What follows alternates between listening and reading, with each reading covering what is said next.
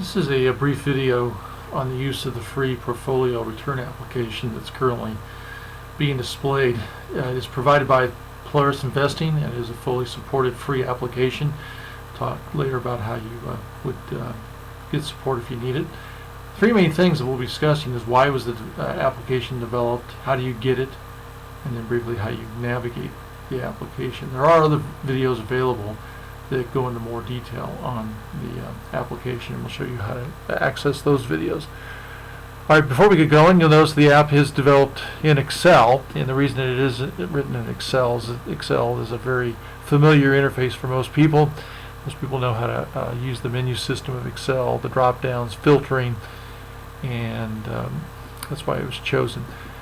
The application itself is mostly written in VBA, so if you look at individual cells, you'll see few spreadsheet functions. This brings into question whether you can trust the underlying code or not, and there is a tab here that talks more about the trust it, and I suggest you read that, and hopefully it will make you feel more comfortable that you can trust it, and things that you could do in Excel to ensure that no harmful type of code is being executed. The thing I want to point out also before we get going are two links here. One is to the Polaris Investing website, which you will know to download. We'll need to know to download the application, but I invite you to go out there and take a look at the polarisinvesting.com website, and hopefully you can subscribe to the site. The other link is the Watch and Learn link, where you can watch other videos. These are all YouTube hosted videos, so you can also go up to YouTube and search on Polaris Investing and find these videos as well. And then you go to this folder here off the public Dropbox site to get additional videos on the app itself. The video that you're watching now is the intro video. Alright, so let's talk briefly about why this application was developed. Well, it's primarily for measuring investors' return on both the stocks and then the roll-up of those stocks into a portfolio or a series of portfolios, depending on how you, the investor, wants to group your stocks. And why this is needed is many investors attempt to use their online brokerage firm website for performance-related information. But that's not really what brokerage firms provide. They provide more historical record of transactions, of when a buy was performed, and then the to-date gain or loss associated with that specific buy, a sell, gain or loss associated with the sell, dividends being received, interest, things like that. And then at the end of the year, you get a roll-up from your brokerage account, primarily for tax purposes. So it was really lacking for an investor that's wanting to know, how did my buy and sell decisions of individual stocks impact the overall performance of those stocks? What was the impact of individual stock performance on overall portfolio performance? However, I want to group stocks into different portfolios. So that's what the application is designed to provide to you. You should know that there are two types of ways to measure historical performance, investment performance. One is dollar, also known as money-weighted return. And it's really the best for an individual investor because it accounts for not only the decision to buy, sell, it's also the timing. When did you buy and sell? And that's also factored into the calculation through an internal rate of return calculation. But again, that's commonly referred to as dollar-weighted return. Now, the other style you may have heard of is called time-weighted return, and that's much more appropriate for the measurement of a fund performance, and particularly a fund manager performance, because the manager doesn't have control over when individual investors decide to invest more or withdraw funds, so it's not appropriate to factor the timing of cash flows into that calculation. And the way that calculation works is at the time of the first cash flow, calculate the fund market value, excluding the cash flow. Then at the time of the second cash flow, calculate the fund market value, including that cash flow. This way, the fund net assets stay constant during the period between the two cash flows.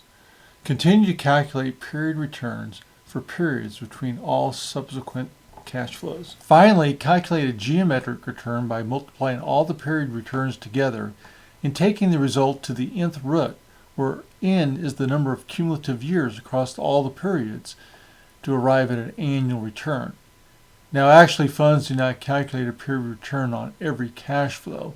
Rather, calculate end-of-day returns so that the timing of cash flows don't weigh into the return. But for the individual investor, that is appropriate, and therefore the portfolio return application does use dollar-weighted or internal rate of return method for calculating investment return.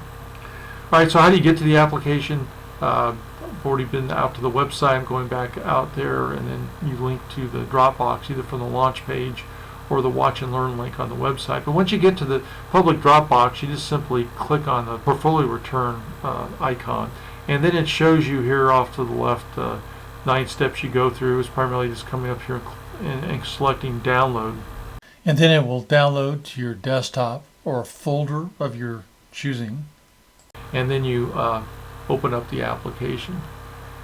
Now, when you first open up the application, it's suggested that you hide some tabs. First off is the Dropbox tab. It's primarily intended to be used, like you saw earlier, as instructions on how to download it. So once you're done downloading, you don't need that anymore, so you can hide that. The other one I won't go into now. You'll watch some other videos to know what lists is about. The About tab you may want to keep around because it does give some information about how to use it, which is what we're covering in this video. But if you want to have more readily available instructions on how to use the application, you would keep this About tab. I'm going to go ahead and hide it. And then the Trusted, which I mentioned earlier, typically you would read that, and if you're comfortable with proceeding with the application, you would hide that as well. Now, if you want to read about Trusted without even opening the application, you can also just click on it here, and it just opens up a notepad. And then the last tab that I would suggest you would close is called Manage. You may want to unhide this once you watch some of the more advanced videos on the use of the application. So you end up with this 3 main tabs: the View Portfolio, the viewing of individual journal entries, which is similar to what you would see with a brokerage account, and then a tab here where you would make journal entries, which we'll be covering in this video. So when you first open the spreadsheet, you are in the View Portfolio worksheet, and the cursor is on cell E1. This is the main cell where the majority of your input occurs at. From this cell, you select an existing portfolio or create a new one using the drop-down menu. I'm going to select an existing portfolio named Austin from the drop-down menu. And when you see this portfolio come up, you will notice that it's a portfolio that's been around for about 5 years, and it consists of anywhere from about 12 to 15 stocks in the portfolio. And one of the stocks I want to point out is Netflix, because it shows the kind of things you can see with any stock in your portfolio. Yeah, Netflix here, like I said, been around about as long as the portfolio, about 6 years. That you can see here in column V is how long stocks have been in the portfolio. During that time, Netflix has had a compounded annual return of 60.2%. That's based on all the buying and selling, the timing, which we discussed earlier. So it's not just one purchase. In fact, if you wanted to see individual transactions as they relate to Netflix, you could come over here and just filter on Netflix and just focus on all the buying and selling that's occurred around Netflix. But this royal view, the view portfolio, you can see that it's had a 60.2% annualized return. Now that is compared to the if the investor had chose to go with be a passive investor and go with the S&P 500. So each time there was a sell decision, a buy decision, whatever was going on relative to Netflix, if you had done a mirror sequence of transactions with the S&P 500, this will show how you would have performed during that same time frame. So Netflix shows a sizable difference between active management and passive management, at least for this stock. Now, obviously, not all stocks work out nearly that well, but this is the kind of information you can see with any one of your stocks in your portfolio. Then up here is a roll-up of the overall portfolio, and in this case it shows that the portfolio over the last 6 years has had a compound annual return of 19.5%, compared to if all the buying and selling across these stocks had occurred in the S&P 500 index, would have had 15.3. So that results in a fairly healthy difference of about 4.3% annually. Since originally recording this video, a new feature has been added that allows individual stocks to be excluded from the roll-up portfolio return calculation. It is considered an advanced feature, so you need to enable it by unhiding the Manage worksheet and setting cell D32 to on, shown here. With this feature on, clicking in a cell in column C next to a ticker will toggle excluding or including the ticker in the roll-up portfolio return calculation. This allows you to determine the impact specific stocks have on the portfolio return. Using Netflix as an example, you notice that currently the portfolio return is 17.8%, including Netflix. But if I click next to Netflix, you see when I exclude it, the return is 13.1%. So Netflix has a significant impact on the portfolio return. If you excluded several stocks from the portfolio return calculation, you can quickly re-include them by just selecting the entire column C and clearing contents. Now, the other tab is View Journal. These are the individual journal entries, and then there's the Update Journal for making any updates to the journal. So with that brief overview, I want to go in and do a more typical interaction that you would have when you first get going with this application. And that is, you would create your own portfolio. And when you create a portfolio, the first thing you're going to do is be asked to give it a name. Now, when you type in a name, a check will be made that it's a unique name. I'm going to go ahead and pick a very general name called My New. And when I first create it, it's going to come back and ask if I want to associate a passcode with this portfolio. Now, the reason the passcode is important is that there is a back-end database that these journal entries are recorded in, and if you want to restrict access to your journal entries and therefore the roll-up that we're seeing in the View Portfolio tab, you would associate a passcode and then only inform other people of that passcode who you trust and would maybe want to share your portfolio performance with other people. Now, another way you can protect access to your journal entries is just pick a very obscure portfolio name, because if people don't know the name of the portfolio, they won't be able to access it.